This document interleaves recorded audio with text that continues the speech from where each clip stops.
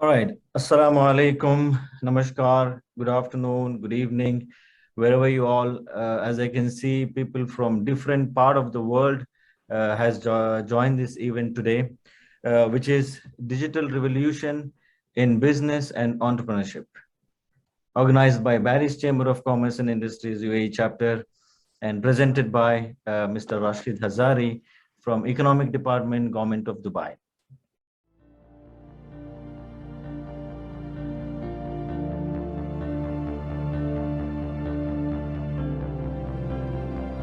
Bearys Chamber of Commerce and Industry. An ecosystem to create link between all the entrepreneurs to promote trade and commerce across the communities throughout the world. We strive at bridging the gap between innovative ideas and opportunities. We are here to turn our dreams into opportunities and challenges into achievements because we have poised to evolve together through cooperation and coordination and create a new history.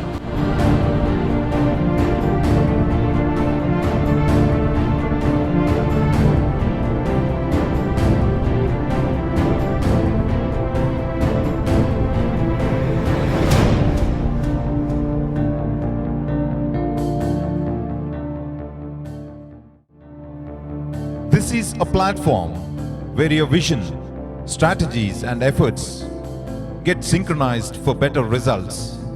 This is a platform where business tycoons and experts in various fields, including education, economy, law, and technology, come together for a greater cause. This is a platform which turns competition into cooperation. To put it simply, cooperation is the key to success. Cooperation is not just a business necessity, but it's a divine doctrine.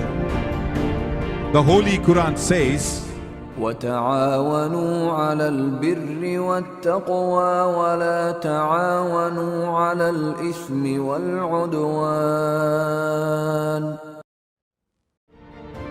Cooperate with one another in goodness and righteousness, and do not cooperate in sin and transgression. Bring people together and working together for a greater cause is an objective of BCCI. We aim to create 50,000 plus new entrepreneurs for the next 25 years. Bearys Chamber of Commerce and Industry is not just an organization, but an ecosystem to develop individual and community through trade and commerce. Together we can and we will achieve.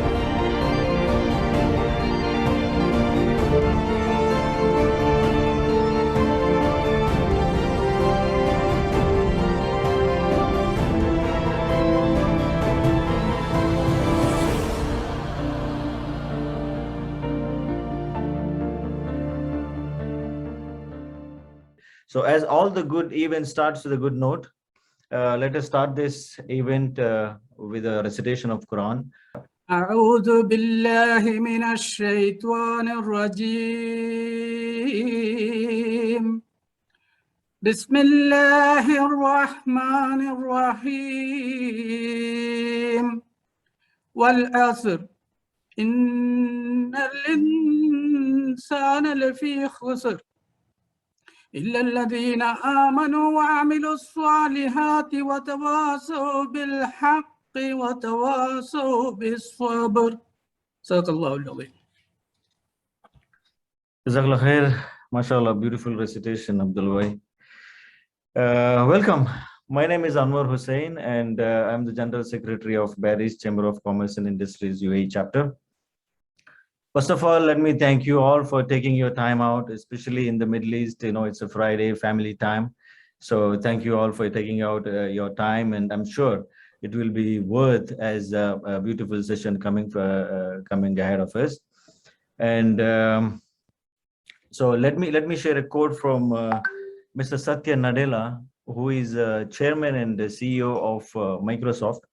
He says, the next decade of economic performance for every business is purely defined by the speed of their digital transformation. I'm sure who all attended here, one or the other way connected to the digital world, and we all agree on to this. Anyway, so without any further delay, let me invite President of Bearys Chamber of Commerce and Industries UAE chapter, and mentor for many young entrepreneurs, and also my go-to man when I need some suggestions and advices, none other than Mr. S.M. Bashir, to address the gathering here.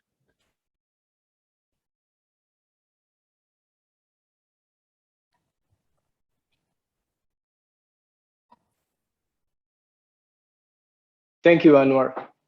It's an absolutely pleasure addressing the esteemed delegates and attendees across the globe.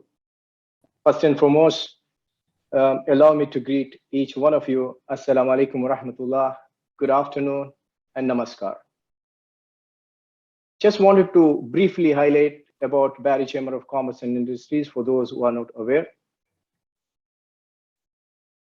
Bearys Chamber of Commerce and Industries, we fondly called as a BCCI, was formed in 2016 with a core objective to promote entrepreneurs, business, and networking. Ever since the inception of Bearys Chamber of Commerce and Industries, Chamber has taken a multiple initiative to fulfill the objective of BCCI. I'm not going to highlight all those objectives and the goals because I love to keep the time constraint in mind. But having said this, I would like to touch base an important goal of Bearys Chamber of Commerce and Industries to promote and develop new entrepreneurs. We have a goal to develop 50 to 1 lakh new entrepreneurs for the next 20 to 30 years.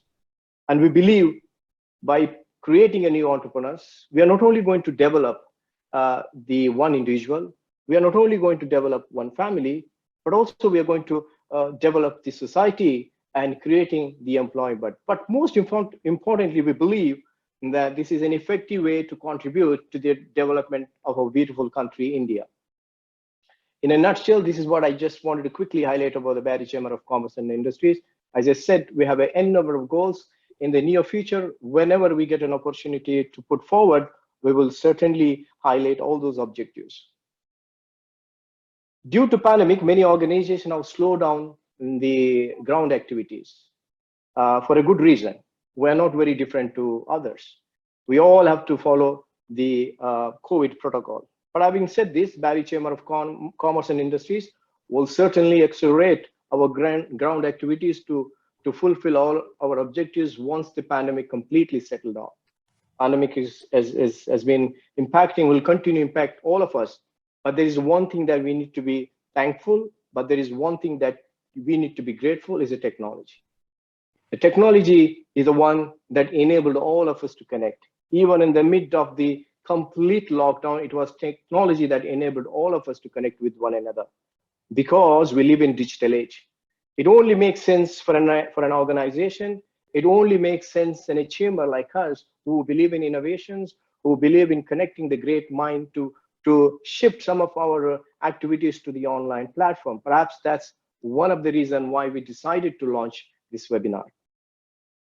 When it comes to the innovation, when it comes to connecting the great minds, when it comes to the digitalization, and when it comes to creating the future, UAE stands ahead of many. And Dubai always known for setting the trend. We as a team, we were thinking with whom we will associate to launch our webinar. And it goes absolutely, it goes without saying that who else better than the resource, the high-profile resource from the Department of Economic Development, Government of Dubai. We are very delighted to have Mr. Rasheed Hazari, Chief Strategist, Future Economy Government of Dubai, as our speaker. I extend the warm welcome to Mr. Rasheed Hazari. His introduction will be done shortly. Without taking any more time, I extend my warm welcome to all the delegates from the various organizations, from the corporate sectors, from the business fraternity, the business owners, representing from the various organizations across the region and globe. I welcome each one of you with utmost gratitude. It's an absolutely pleasure addressing all of you, and I appreciate for you being part of this webinar. Finally, I would like to conclude by saying, a captain is only as good as the team, and a leader is only as good as their team. Being a president of Bearys Chamber of Commerce and Industries, I'm absolutely proud to present an impeccable and a formidable team behind BCCI UAE. They are the architect in building the brand called BCCI UAE and played an instrumental role in establishing the chamber in UAE. Here I proudly present a formidable team, BCCI UAE.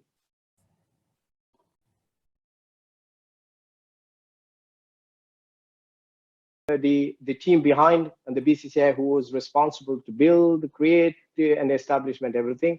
With this, I would like to conclude my saying and thank you all, one and all, for being a part of this webinar, and look forward to have more and more webinar interaction with you. And with this, I conclude my addressing. Thank you, and over to you, Anwar. Thank you. Thank you so much, Mr. President. And I think we have some technical issues, so Abdullah could not share this. Maybe whenever we have some time, we can quickly have a look at the team anytime we have. So I'm sure you all are excited like me to hear from Mr. Rasheed. Before that, I think it's better to give some introduction about the speaker. And to do that, let me invite Vice President of Bearys Chamber of Commerce and Industries UAE chapter, and also a very well-known face in many social organizations in India and in UAE, and also a motivational speaker himself, Mr. Abdullah Madmoule, to do the introduction of Mr. Rasheed. Thank you, Mr. Anwar. Good afternoon, everybody. Dubai. When you hear this word, what comes to your mind?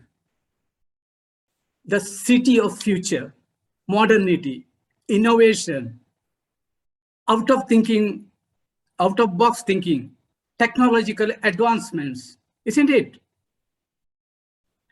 Dubai has a forward-thinking focus. It fosters an ecosystem for innovation and future-proof innovation models. Dubai Blockchain Strategy 2020, Smart Dubai 2021, Dubai Future Foundation. These are a few of the strategies government of Dubai had embarked on years back to make Dubai future ready. When the world discusses about the present, when the world discusses plans for today, Dubai will be planning for 30, 40, 50 years ahead. Dubai always ahead of the world. How is this possible? How Dubai is able to do all these things? Of course, there is an excellent leadership in His Highness Sheikh Mohammed bin Rashid Al Maktoum, the Vice President and Prime Minister of UAE and ruler of Dubai, and others. But there is also a team of brilliant, dedicated strategists behind the success story of Dubai. Today's resource person, the keynote speaker, Mr. Rasheed Hazari, is one such key strategist. Currently, Mr. Rasheed is the chief strategist and futurist at Future Economy Department, Government of Dubai.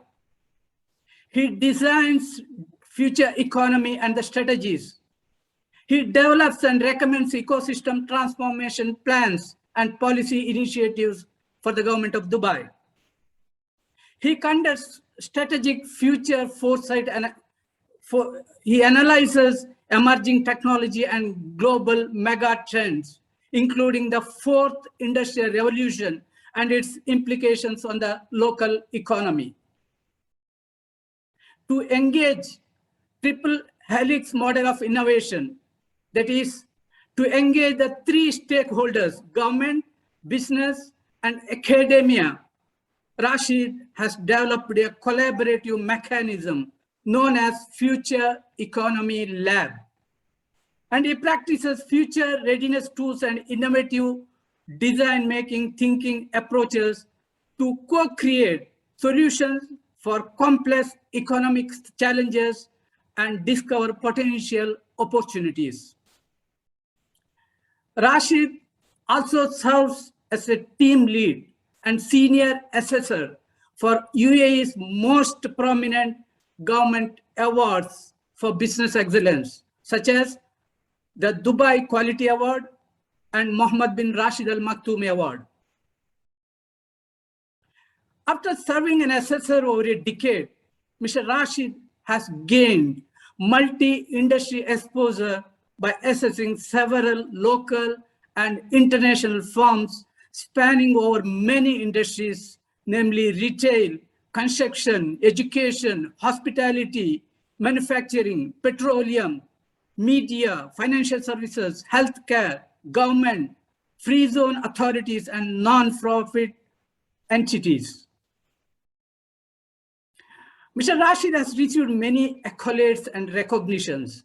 Notable among them is a recognition from His Highness Sheikh Mohammed bin Rashid Al Maktoum as a creative government employee, and also recognition for his contributions to business excellence initiatives of Dubai economy. After obtaining his master's degree in business administration in 2003, Mr. Rasheed has chartered around 2 decades of experience in strategic management, future foresight, innovation, public policy, business excellence, and project management. Incidentally, he hails from Karnataka, Gulbarga. Without dragging further, I invite Mr. Rasheed Hazari to take over the podium and enlighten us about the digital revolution taking place in business and entrepreneurship. Mr. Rasheed will talk for 45 minutes, and I'm sure this will be an electrifying session. And at the end of this session, there will be a question and answer session for about 15 minutes. If you have any relevant question related to the topic, you can put it in the chat. We will pick up 5, 6 most relevant questions and call you to put it directly to Rasheed. Please keep the question short and relevant. Over to Mr. Rasheed. The podium, the virtual podium is all yours, sir. Thank you, Mr. Abdullah. Thank you, everybody. I think in my entire career, I have not heard such an energetic and electrifying introduction to me. Thank you very much for that. Honorable guests, everybody who's joining from across the world, so enlightened to see we have 250, around approximately 250 participants joining from various places, as introduced Honorable President of BCCI, my good friend, Mr. Bashir, Mr. Abdullah, Mr. Anwar, Hidayat. Thank you very much for this opportunity to organize this session. I'm so happy to be here sharing my thoughts on digital revolution, how it is impacting businesses and entrepreneurship. Although the subject is quite large, I hope I can do the justice in the given time. But definitely I'll try to touch upon some fundamentals on which we can build upon in coming session. So allow me to start the session without any further ado.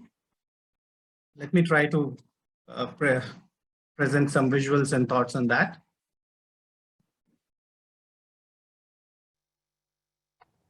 Hope you can see my screen. Yes. Okay, thank you. Okay, let me quickly begin painting that picture of the digital revolution, what it means to us and what is happening around us. There's a quick video. It will try to paint that picture. So just bear with me. You can hear the sound? Yes.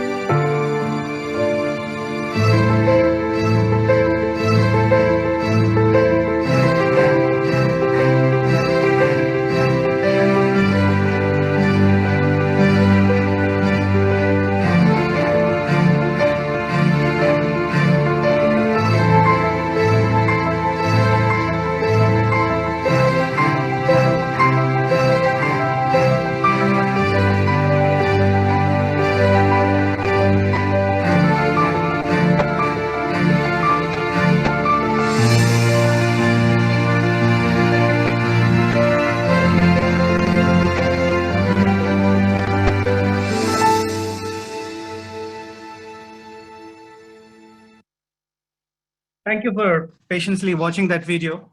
It was created by EY, one of the beautiful video around the digital revolution, how the digital revolution is impacting our lives, our work, the way we work, the way we play, the way we live. Without realizing that we are entering into this world, and there are a lot of statistics that are suggesting we are very less prepared for this new world.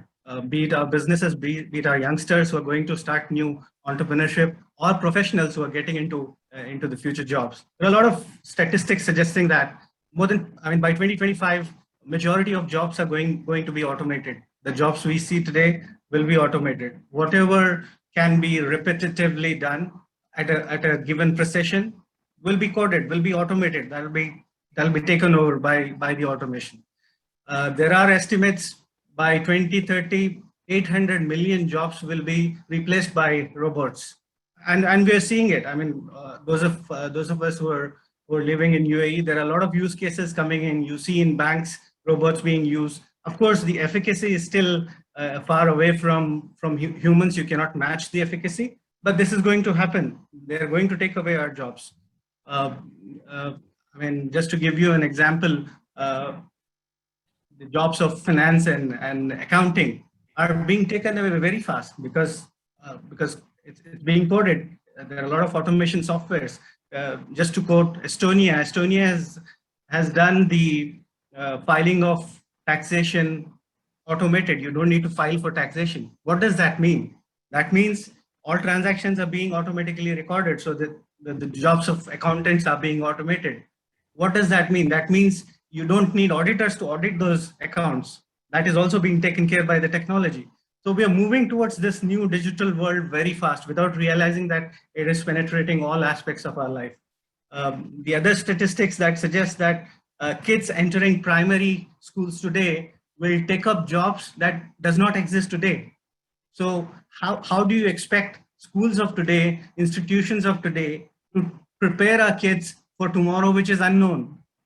So these are very complex questions that governments, businesses, and academia are trying to figure out. They're very complex in nature. These complex questions require, the answers to which are not easy. And for solutions, a lot of international bodies have to come together and find solutions. And there is a lot of work happening on this. But however, I see large part of the business community is unaware of this fact. I think COVID has given us a bit of a jolt. COVID has shown us how this transformation can happen very fast in few segments, but still a lot of us need to catch up. A lot of businesses need to catch up to be able to address that challenge, to be able to capitalize on those opportunities. So for those who don't know about the fourth industrial revolution, so that is an underpinning driver that is driving this revolution. So we at economic department has been studying the impact of this revolution for almost like 5 years now, trying to understand how this revolution is going to create a new industries of the future. So the academicians have identified there are 4 distinct revolutions that the world has seen in terms of industrialization. The first revolution came when we discovered steam. So steam was used as a power in a lot of factories and running engines, and trains came up to the picture. And then we moved into electrification of everything.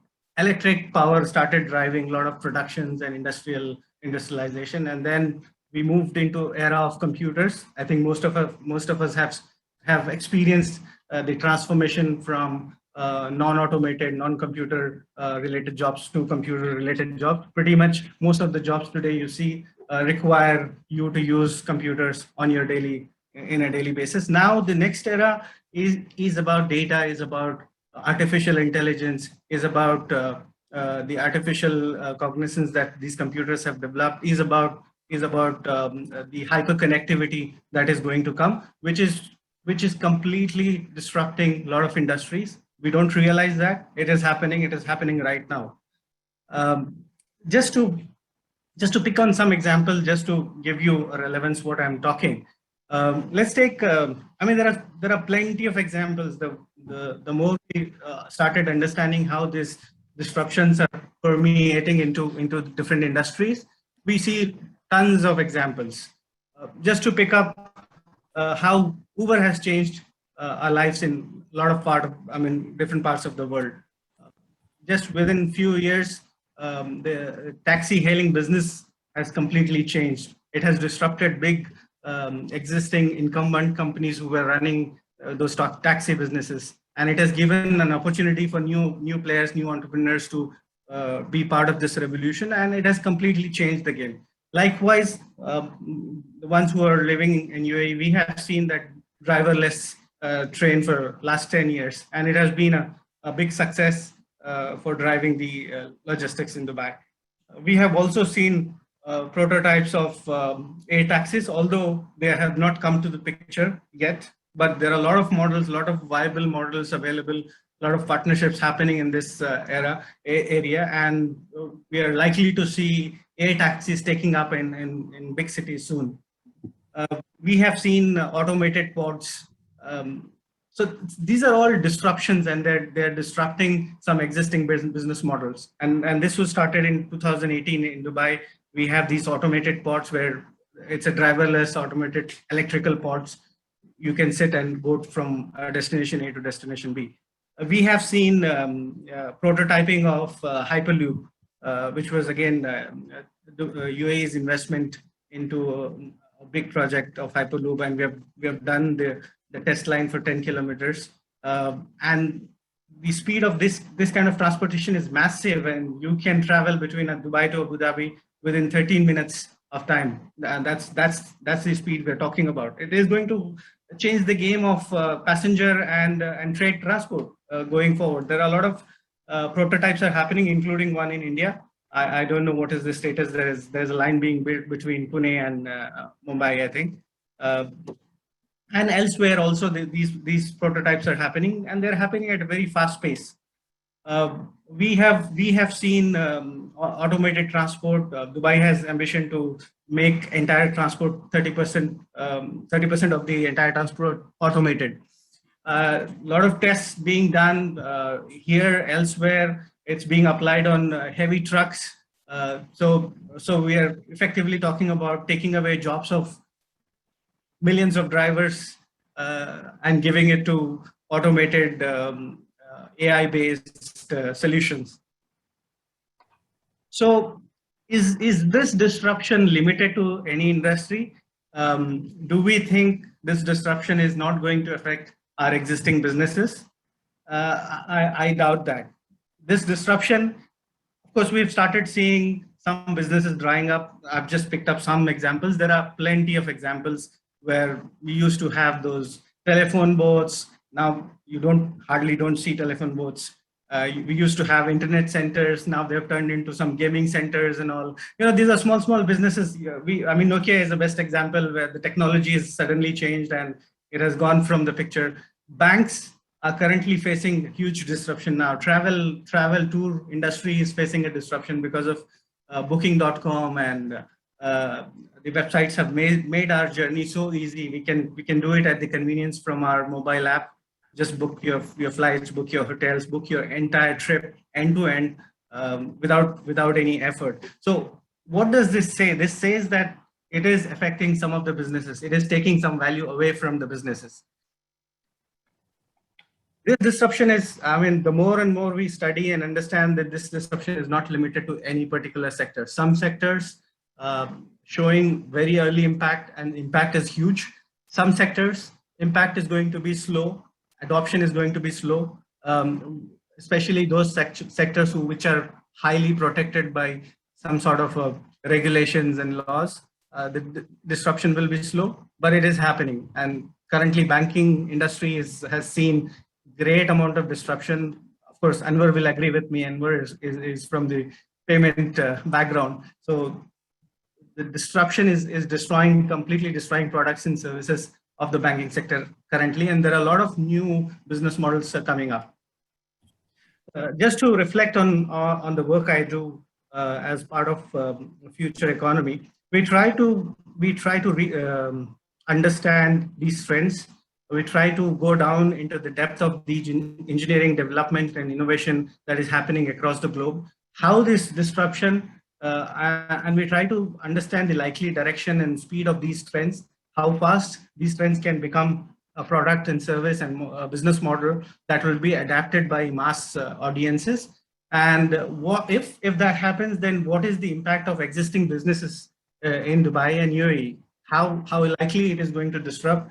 What is the value disruption that is going to happen? And what will be the new alternative space that will be created where we can encourage new entrepreneurship? So that's our primary outlook into future economy and how these disruptions are happening. Let me tell you, most of this disruption, majority of these disruptions are coming from a technology standpoint. Majority of them, more than 90% of these disruptions are technology-oriented disruptions.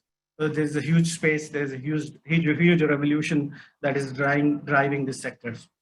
So again, I'm trying to tell you that it is not limited to one area. It connects our life in every aspect. You talk about satellite communications, you talk about logistics, and you talk about transportation, you talk about schools, you talk about our work. It is going to touch all aspects of our life. This disruption is going to change the way we live, we work, we play. So that is the message I'm trying to convey. So somewhere down the line, the businesses that you're in today are going to be affected. Somewhere down the line, the professions that you carry today are going to be affected. It is important for us to be cognizant of this revolution that is coming. It is important for us start thinking and planning about this revolution, what this revolution means to my business, what this revolution means to my business. Am I going to be affected? Should I be preparing for it? Should I be upgrading myself? Should I be investing more into technology? I think these are the questions all of us will have to answer.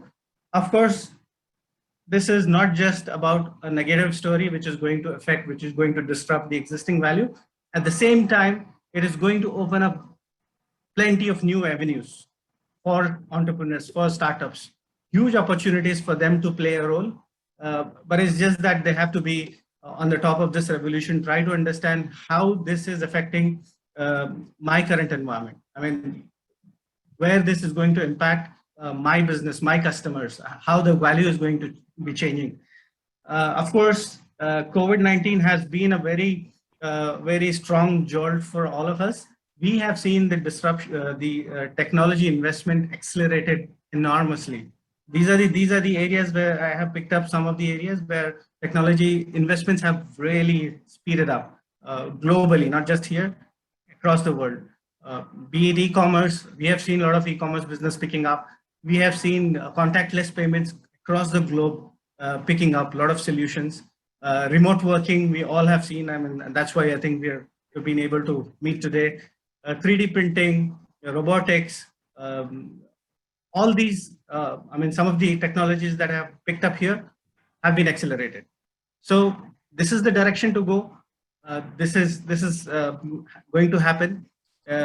We were expecting it to happen much slower, but COVID has accelerated this, and now it has broken all the barriers. Just to give you, I mean, now you must be thinking, okay, how do I start? Where do I start? What is in it for me? So I'm trying to paint that picture. How does that digital economy looks like? How should it mean to you? Where should you start finding the opportunity? So digital economy, if you try to dissect it, you can dissect it in a three areas. One is the core digital economy. So core digital economy is the basic fundamentals of IT hardware, software, internet services, telecom services, or the new emerging technologies, be it blockchain, AI, 5G, 3D printing. So these are all technologies that makes the core of digital economy, that moves the digital economy. So because of emergence of these technologies and their efficacy and their improved efficacy and capabilities, we have started seeing a lot of new business models. Of course, all of us have seen the revolution social media and the digital communication brought. to a lot of businesses and the advertising businesses and marketing businesses. E-commerce is making a lot of inroads. App stores, we have seen so many app stores, app businesses coming to picture. Digital currency, sharing economy. I mean, it's something like Uber, Airbnb.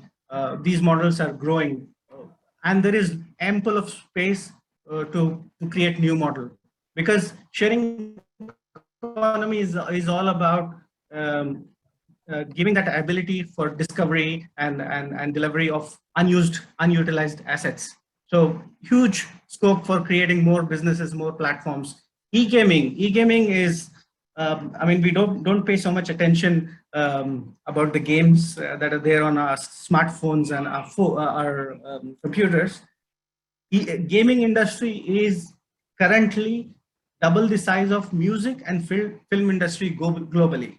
So that has already crossed double the size of music and film industry globally, and it is projected to grow very fast. And gaming is not limited for fun, and gaming is going to penetrate into education. It is going to penetrate into work life. It is penetrating a lot of avenues. Huge scope there. Data offers a lot of innovative business models. Similarly, gig economy is about being freelancer, is about being able to provide our services through platform. So on and so forth. There are so many examples. I've just taken a few examples just to give you a glimpse of what is that narrow new economy being created because of the digital economy. And then the third part of the digital economy is about how this technology is disrupting the value in existing industries. So you have, you name it, there is technology in every sector. Retail has been disrupted with the e-commerce, with existence of mixed reality. We have seen so many new models coming up in retail. Fintech, there are hundreds of solutions now available about banking, about finance, about cryptocurrency, about digital currencies. In industry technology, mobility, I have given some examples just now in my presentation. Industry technology is moving very fast. Manufacturing technology is moving very fast. Medical technology, we are talking about robo-doctors, we're talking about e-health, telehealth. So many applications are adopting this technology so fast. And education and other sectors also. Every sector is transforming quietly, very fastly. That we need to realize that. And if we are playing a role in these sectors, we need to be cognizant of what is the technological development that is going to affect my business. We need to be investing in that. I just picked up this very interesting fact. I think for someone to start with, they can follow these big giants, global big giants. We call them G Mafia and BAT. The G Mafia is from America mostly, consisting of Facebook, Apple, Google, Amazon, and Microsoft, and then China. So these are pretty much all big companies, big giants of the world. And they started as a technology company. They started as an IT company. But if you try to analyze and understand now, they are permeating into all the industries. They have products and services for all the industries. I mean, it's easier for somebody who wants to start and follow the developments that they're doing. Just follow the developments they're doing in your industry. You will understand where is the new development happening. You will understand where is the new technology boundaries are progressing or merging. So I think I'm almost at the end of my session, much before the time I had been given. So the takeaways from today's session, of course, each of the slides, what I was talking about, we can go into endless depth.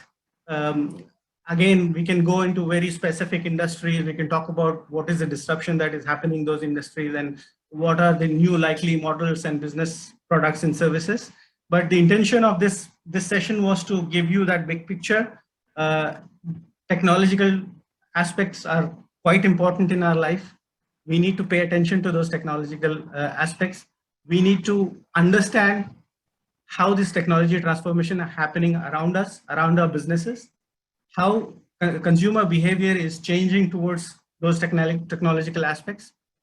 What is the innovation that can take your product, your service, your offerings to a next level? What is that new collaboration that you can bring on the table to provide new value to your customers? I think that is the starting point.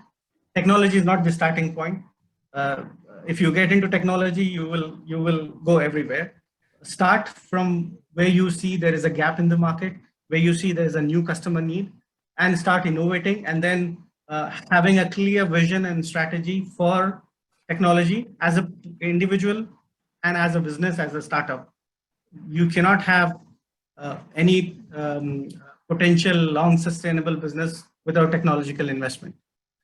You need to think about upskilling and reskilling your talent, including yourself. If you are an entrepreneur, this is going to happen to all industries. You need to continuously upskilling, because this technological shift and change, which was limited to IT and software industry, where they used to upgrade themselves every time, now it is permeating into all industries. You need to learn about the developments that are happening at fast pace in your industry.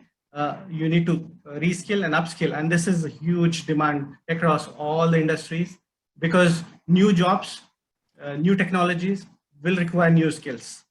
You need to adapt to those skills to be able to providing those services. And of course, investing in digitization is not an option.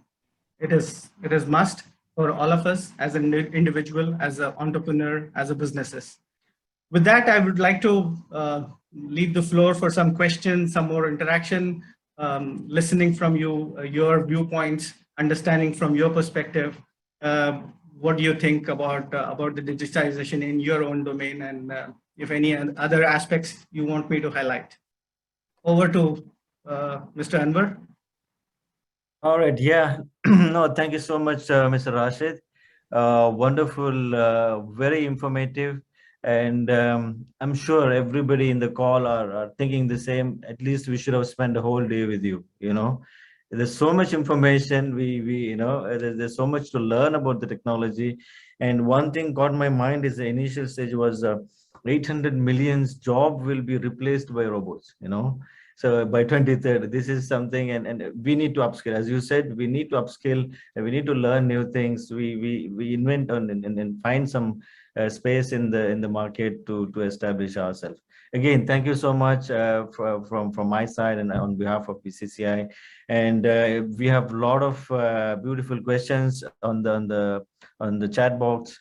And also, let us, due to time, we want to stick on to the time.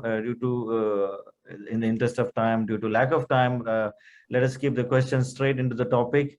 So I would like, please, Mr. Assam Bashir, if you could pick some questions for me, because there are a lot of them. So if you could help us with that. Thank you, Anwar. I think we got some very good questions, and I think if we can enable some of them as a well-known face that they can ask direct questions. Mr. Abdullah, if you can enable them to unmute themselves, I can invite their name. Mr. Rasheed, can you stop screen sharing, please? Yeah, Mr. Bashir. All right. So I would like you to unmute Dr. Wirk Shali from Austria, consultant for United Nations. If Dr. Wirk can please ask you a question directly, even though you have put it in chat room, but it will be nice we can hear from you. Doctor, his name again, please. Dr. Wirk Shali from Austria. I can't find him. He can directly come on the screen.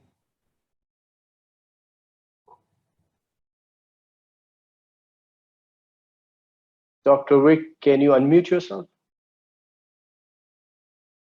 Okay, you can ask, Dr. Bashir. Hello, am I audible now? Yes. Yes. Yeah. Good afternoon, everyone, and thank you very much for giving us the opportunity, an opportunity for this. My question here is that it's from Mr. Hazari, that in today's business scenario, what precisely digital transformation would mean for the business leaders? Thank you, Doctor. Thank you for asking that question. It's quite broad question. Again, I think digital transformation is equally important for everybody, and more so for the business leaders. They need to, really be cognizant of their digital strategy. They need to think of a clear-cut digital strategy, because of course we've paid a lot of focus on the business strategy, but a lot of business models are turning into a digital business model. Having a clear digital strategy, having a set aside funding for continuous development and transformation of your digital capabilities, not depending on, not just leaning on the legacy system. I think that's one of the biggest problem I have seen with businesses here, where they have not kept aside a clear fund to continuously grow and upgrade. And another important factor, most of the digital disruption has happened from the adjacent industries. So collaboration is quite important. Again, one factor, if you're talking about a big company, big companies are very slow to adapt innovation because of their limitations, their size, their scale. They cannot adapt innovation very fast. So they need to be creating that environment for small players, startups, and SMEs to work on that innovation, and then try to embrace that innovation faster into your ecosystem. I think that would be another important strategy, and working with academia is quite important. Having partnership and collaboration, because you cannot have so much firepower to invest continuously in R&D and improvements, while there are institutes who can do that for you. So partnering with those institutions is an important element of being future ready, and looking for those new developments that are happening in your industry, and trying to innovate, continuously innovate, and provide new value for your customers. Hope that answers your question, because question was quite... Yeah. Thank you very much for this, Mr. Hazari. Thanks very much for that. Most welcome. Okay, one question from the floor. In fact, many people have asked this related question. What are the revolutionary aspects in currency market? How cryptocurrency will influence retail entrepreneurs? Should they embrace cryptocurrency? Many people are asked related to this subject. What's your view? Thank you for asking that very difficult question, to which many global leaders are looking for an answer. I wish I had a very precise answer for that cryptocurrency. But having said that, it is in spite of all the challenges, in spite of all the volatility that is there in the cryptocurrency is growing. It has grown very fast in the past pandemic. We have seen global big institutional investors investing into cryptocurrency, which was not the case in the past.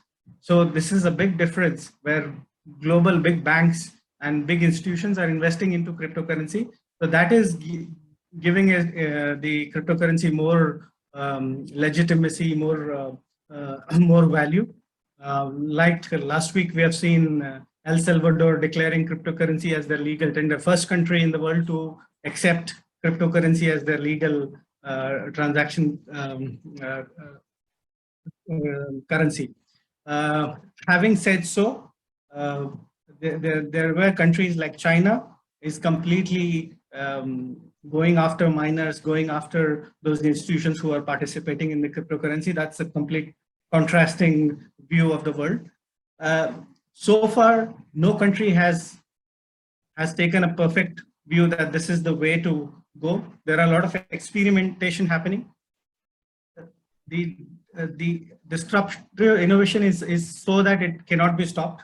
It cannot be stopped by governments. It cannot be stopped by different parties. If that was the case, it wouldn't have grown so far. If you ask me, is it growing? It's growing. If you ask me, will that take a shape of legal tender in every country? I don't know. Maybe every country, most of the central banks are planning for their own digital currencies in different ways and forms. So this is very happening place, a lot of developments happening globally. Again, I don't have a very precise answers for this question. It's a very complicated question for many. Thank you. Sorry to. Thank you. We have another questions. If Dr. Kapu Mohammed, if you can unmute yourself, you can ask direct, or else I can read out on your behalf.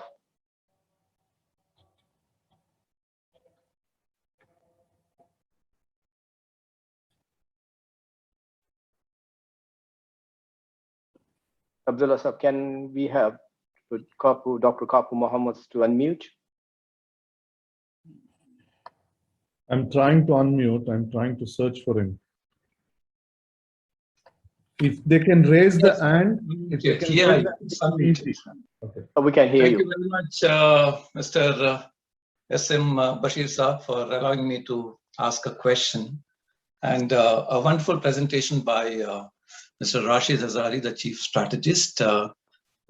He has given a very good updated information on the technological revolution, especially happening in Dubai and the United Arab Emirates. Well, I have just a short question on this. 1.2 billion children in 186 countries are affected by school closure due to this particular pandemic. And research also shows that students retain more than 25 to 60% of their material when they learn online. I mean, knowledge management is definitely affected due to digital and e-revolution. Now, my question here is that, do you think online learning is effective when you specially envisage, a specialty area like medical profession or medical education, and when you talk about engineering education? Because what happened, digital revolution, obviously, everything is being digitalized, everything is being managed by robots. But then you'll find that redesigning education is a very, very difficult situation because of the soft skills and the practical aspect which is involved in education. So do you think that online learning is very effective, when you consider these two specialties? One is medical education and other one is the engineering education. And then you'll find that as an academician, for me as an academician, I always look into earning or achieving the learning objectives for a particular class. So am I able to achieve my learning objectives, through this digital revolution? Because, I'm a part of certain accrediting bodies and certain things. You'll find that the education which is happening for the last 1 or 2 years, it has not achieved full learning objectives for a student. So what is your opinion, Mr. Rasheed Hazari? What's your comment on this particular situation as to whether it is effective, whether we'll be able to achieve the learning objectives in certain areas, especially when you talk about imparting quality education to the student community? In fact, this quality education in turn will lead to quality and proper placement in the organization facing the industry. Thank you, Doctor. I think I'm today interacting with a very learned audience, where I feel I can learn from your expertise in this domain, because I don't come from an education domain. But again, I have my own perspective. Let me put my perspective. Of course, as you said, retention rates have been very bad, highlighted by many. Globally, it's been highlighted by many organizations that retention rates during this pandemic was pathetic. Technology is not achieving the goals that is supposed to achieve the learning goals. Having said so, I have slightly varied opinion. I feel different age groups behave differently to the technology. So, I mean, to be able to learn from technology, you need to have those basic fundamentals in place to use the technology. You need to be a good user of the technology. So it has, if those studies can give you some sort of a breakdown between different age groups, you will see the variation in that pattern. And the other problem, we were thrown into this online digital world without notice. So a lot of systems were not prepared. A lot of education systems and I mean the digitization of curriculum is still a huge challenge that edtech companies are trying to solve. I mean, you have seen Byju's, you have seen Khan Academy. These guys are solving that problem, but that is a speck in an ocean. There is huge gap in the availability of digital education, availability of digitized content, and also platforms are still not end-to-end to give you that, I mean, to ensure that you meet your learning goals. I had written a paper on this pre-pandemic, still very relevant, that if you dissect the learning journey, so there are, sorry, I'm taking a little long time on this. It is a very passionate subject for me. Sorry about that. So if you dissect the learning journey, you have standardization as one part. You have content creation as second part. You have content dissemination as third part, and then validation of the learning objective. The assessments is the last part. So what was happening until now? Governments have taken the responsibility of standardization of that education. So they set the standards. Content creation is completely decentralized. There are a lot of individual and institutions who play a role in content creation. Schools were taking responsibility of content dissemination and assessments also, because governments do not have capability. So I think that we are yet to see these two important developments where edtech companies get into, of course, they have gotten into providing content dissemination solutions, but they are very hodgepodge, piecemeal solutions at the moment. They don't have end-to-end solutions, and the capability to assess your knowledge or your retention of your knowledge is still poor. So I think once these two developments happen, we will eventually move towards digital consumption of digital education. But again, having said so, it will be a hybrid model. It has to be a hybrid model. You cannot take human element out from this whole dynamics. But the teachers' jobs will be elevated. They will become more mentors. They will become more practically supporters in the schools rather than disseminating theoretical content. That's how I see. I think the digital contents will play a part of wonderfully disseminating that content digitally through videos, through YouTube, through AR, VR, through immersive technologies that are coming in. The dissemination will not be a problem. You will move education to a flip model where consuming content will not happen in schools, but you still need schools to be able to practically achieve your learning objective. Hope that answers. I know it's a very, very big subject. We will go on talking at length, but that's my perspective.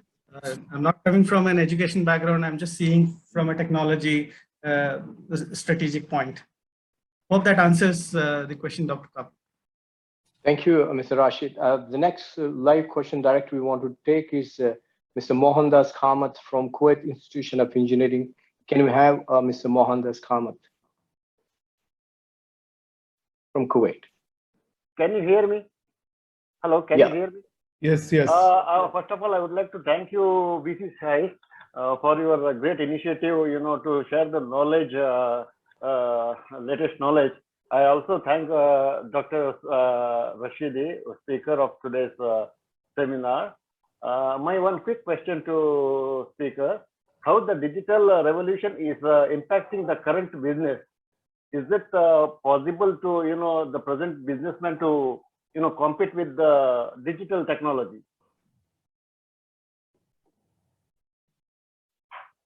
Thank you. Rasheed, here one related question.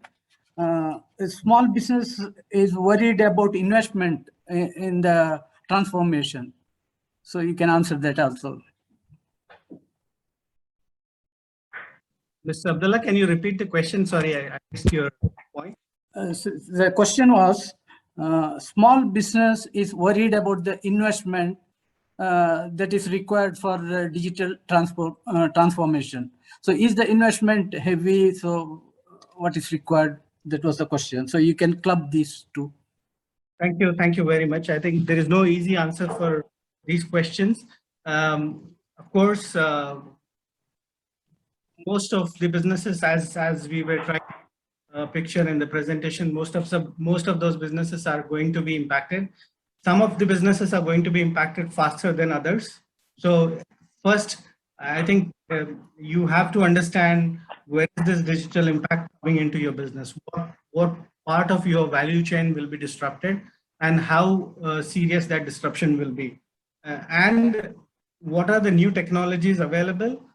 If you adapt them, you can create a new value for your customer, because at the end of the day, you have to create new value. I mean, this investment should not be for the sake of investment. This investment should not be for the sake of showing your technology savvy, but that technology has to bring efficiency into your business. That's given. Talking about the investment is how to work around that investment. Of course, it's not easy job for SMBs to start investing heavily into technology. They have to lean upon governments. They have to find government transformation programs. In various countries, there are transformation programs, there are transformation funds available. They have to find some collaborative partners within their value chain with which they can create value for themselves and the partner if they cannot invest themselves. But there is, I mean, it's not an exceptional option for any business not to look into strategy, not to look into digitization, not to have a digital strategy. It is eminent for every business to look into this aspect. Okay, Asam Bashir, can I put a question from the floor? Pick up your question from the floor? Yes, please, go ahead. Yeah, many people have asked similar questions. This is mainly from Amy Mulur. The digital transformation that has taken place due to COVID, is it going to be sustained after post-COVID, especially in the medical field? There's a question. Thank you. I think a very important question and a very important sector also. Both sides, what we have seen global data, that the investments have accelerated. These investments have, I mean, if the investments have come now, the developments will remain for a little long. So you will see that technology transformation happen more and more in most of the sectors where investments have happened. And these are global investments in big time. And especially medical technology investments have also accelerated. A lot of medical technologies are coming to picture. There were, I mean, in the past, what is the difference between in current scenario and the previous scenario was there were regulatory barriers, a lot of regulatory barriers, especially in healthcare. Now governments are on their toes to revise those regulatory barriers to allow the technology to play. And technology has shown in many places that it can be of help in difficult situations like the pandemic situation. So that has made a lot of regulators, a lot of policymakers to rethink those policies, to see if we can smoothen those policies to allow digital technology to play or have a role in the business. Hope that answers. Yeah. Bashir. Yeah, we would like to take one direct questions from Mr. Hemme Gowda from Italy, President Kannada Sangha. Can we have Mr. Hemme Gowda, please?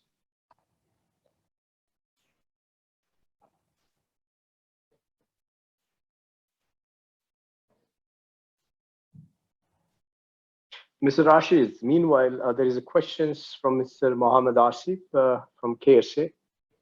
What do you think, according to you, the top 3 best business to start from now till next 5 years?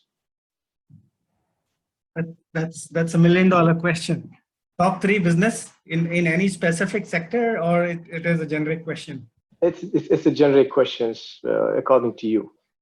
See, I mean, as I have mentioned, that this disruption is happening slower in some industry and faster in some industry. If you look at financial industry, it is in the midst of this disruption. Huge opportunity. It's not just about digital payments. It's not just about any specific product and services. All products and services being disrupted. You have so many innovative models. I can just start quoting so many. I mean, open banking has opened new avenues for smaller players to come into picture and provide that new value. New type of insurance services are coming up. We have seen there's one innovative product from Enoch where you will be able to pay your vehicle insurance based on your the vital journey, how much you drive, so you will be able to pay that much insurance premium. A lot of wallets have come to play where you can do the digital transaction through wallet. These are businesses, right? These are opportunities, and likewise, financial technology is high on radar. Cryptocurrency exchanges have come to play. There's so many business models are coming to play. Of course, we have also seen, if you want to look into retail, we have also seen e-commerce growing up. E-commerce is not a new sector. It was there for many years and it has picked up. And similarly, I mean, what you can do if you are a startup, you can look into these big changes and try to find the value chain. Value chain will give you smaller opportunities. For example, there is another term called Q-commerce, right? So if e-commerce company like Amazon or Souk or these big players were to expand their operations, like Talabat, were to expand their operations, they will require some supporting services. They will require delivery services. They will require last mile solutions. They will require warehousing. They will require other sort of solutions. They will require a lot of rider trainings, and it will open up jobs for a lot of smaller companies. So if you are a startup, if your investment appetite is not very big, look into smaller opportunities created by these big players who are making news today. If you are someone who are willing to invest, you can look into developing your own platforms, getting into e-commerce yourself. But again, business model is a very important essential aspect of any new business. You have to have a very sustainable, thorough business model, and you can get into. I mean, just for an example, now a lot of regulations in UAE are opening up. A lot of different visa schemes are coming up. Like you have golden visa, you have freelancers visa, you have other visas. So eventually this will give rise to businesses like gig economy, where you can have a platform, connect individual services to companies, individual services to individuals. So, I mean, something like Upwork, which is an international platform for connecting professional services. So things like that. I mean, you have to look where are the big changes happening, where are the big investments happening, how government directions are changing. So you can find out opportunities in those specific areas. Hope I given some ideas there. Yeah, Bashir, Mr. Gowda from Italy he has rejoined. Okay, can Yes, sir. Good morning to all. Thanks a lot for the opportunity. I want to ask one question. Is digital revolution is really a threat to employment? Okay, a very, very important question, very good question. I mean, it could have two facets. One is the digital revolution threat to an employee himself? Second one, as an owner, is workforce at the threat of disruption? Yes, in both cases. That's why, I mean, we see a lot of studies done by International Labour Organization, World Economic Forum, World Bank, UNTAD. These guys have clearly indicated there will be impact of this disruption. Why? Because these digital trends affecting businesses having to change their business model means what? They will be doing some jobs which were not performed in the past. They will be having some new processes which were not deployed in the past. To run those processes, you need skills. Employees need those skills. So these skills may differ comparing to job or profession to profession. These skills may differ slightly than the previously used for existing processes. So that means you need to upgrade those employees, upskill them, give them new skills, or to have new employees taking over with the help. I mean, of course, technology will also reduce the work and the processes, because a lot of processes are being automated. There is RPA now. I mean, it's very famous. Dubai companies, where companies are looking into identifying which are the repetitive jobs and how I can make them, how I can automate them, I can code them. So a lot of companies are investing into it. Means what? It will reduce a workload on employee. It will reduce the requirement for number of people in the organization. Ultimately, all individuals have to keep on their toes, understand how their jobs are going to change in the new transformative world, in the new normal, what this job look like. If this is supposed to change from this particular process to a new process, understanding that is quite important. If you understand that, then you understand what are the skills required for those new processes. As an employee yourself, invest in yourself to upskill. It's a huge, important responsibility for employers also to train their employees, upskill them, give them new skills before deploying transformation into your business. Hope that answers your question. Yes, perfect. No, thank you so much. Thank you for all. Yes. Anwar, last one question, can I ask? Yeah, sure. Okay. Yeah, no problem. From my side. Okay. Mr. Rasheed, we listened to your electrifying lecture. Now, my question, it is like asking after listening to entire Ramayana, what is Sita to Rama? It is a similar question. So we understood there is a digital revolution, digital transformation, digital disruption.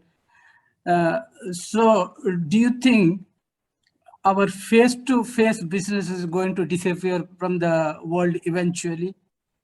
What do you feel? Investing in face-to-face business should be reduced?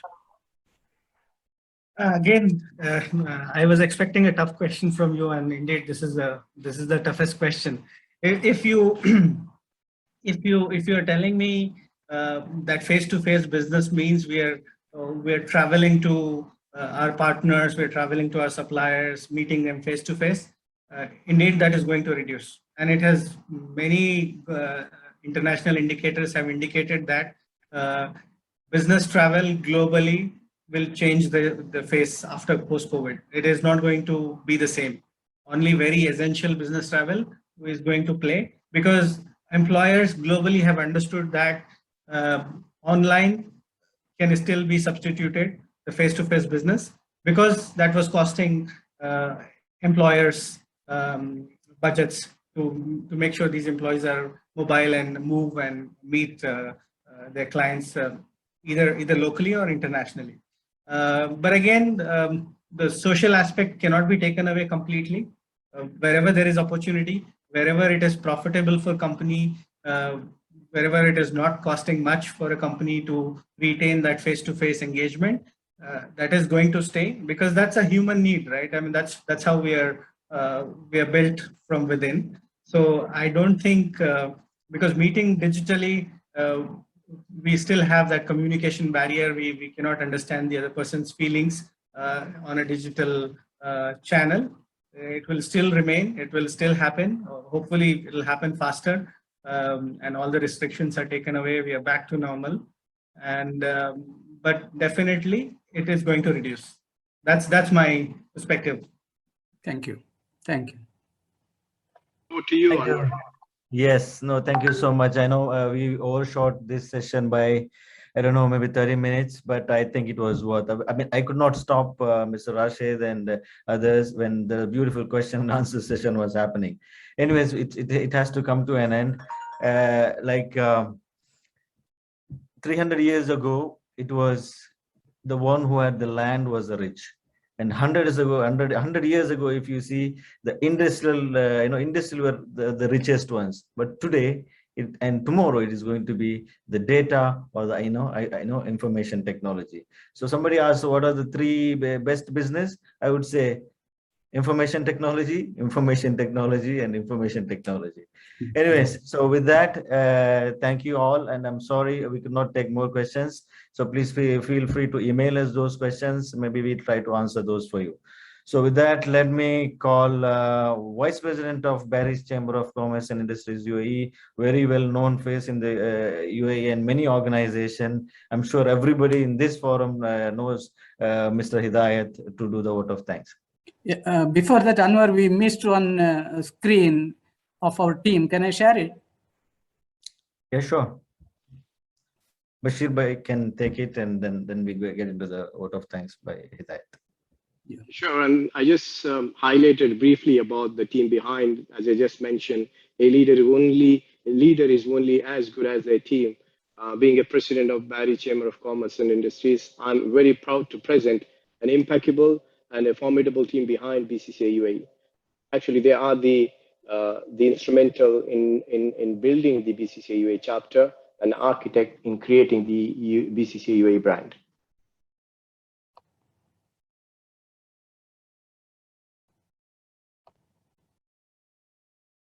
Yeah, you are seeing the screen?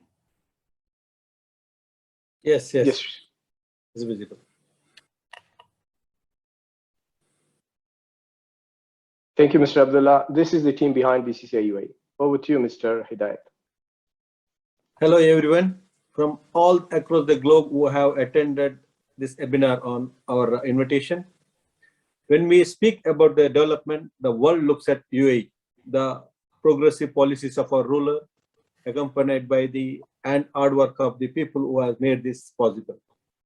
We feel lucky to be a part of this system. Today, we had very enlightened and informative session on the development of Dubai and how entrepreneurs and industrialists can be catalyzed and furthering the progress.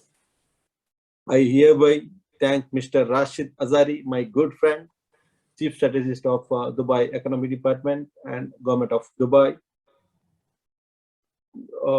taking for the time and highlighting the various aspects of development and roadmap to pursue.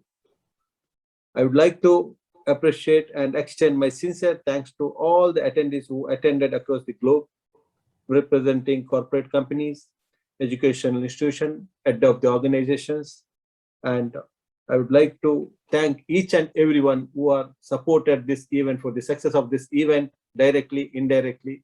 Thank you. Thanks a lot. Over to Mr. Anwar. Thank you. No, thank you, Mr. Hidayat.